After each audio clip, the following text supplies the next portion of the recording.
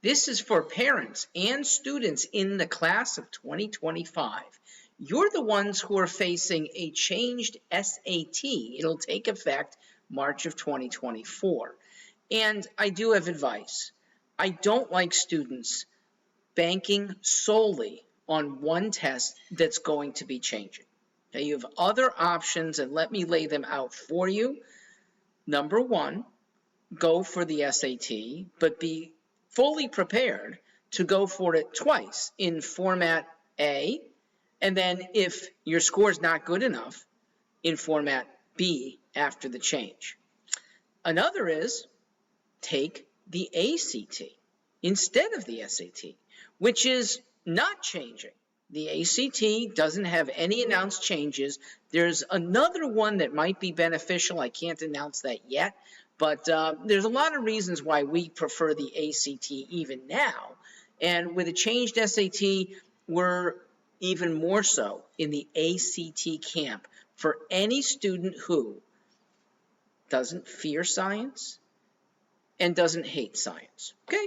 As long as you're away from that, I think the ACT is the more promising test in the first place. The changed SAT implies that a different format and some type of different study techniques are going to be required. Now, we're at Ivy Bound very good at getting our students to better skills, better test day performance. But when the performance is going to be different and online is going to be the first time, we're not going to be as adept. So be prepared if you're taking the March 2024 or later to have a whole new set of scoring, a whole new set of testing. The skills have not been announced as being different. It seems to be only in the format. But why take a chance? If you have ACT and the ability to rock it, then an SAT becomes irrelevant.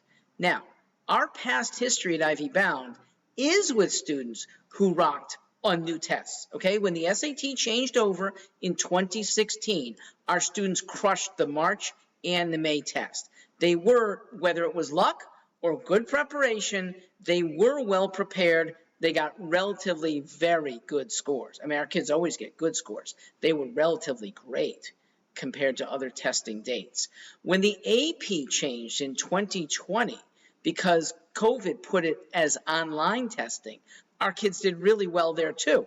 We had, I believe, only one student with a 3. Every other student and every single AP they studied seriously for 4s and 5s.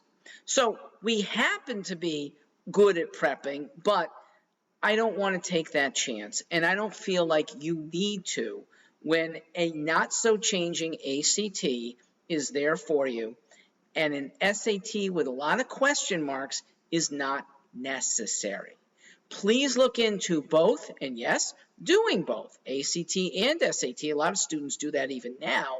The class of 2025 may feel compelled to do both to make sure to keep up in the future. I'm Mark Greenstein. I hope this has been helpful.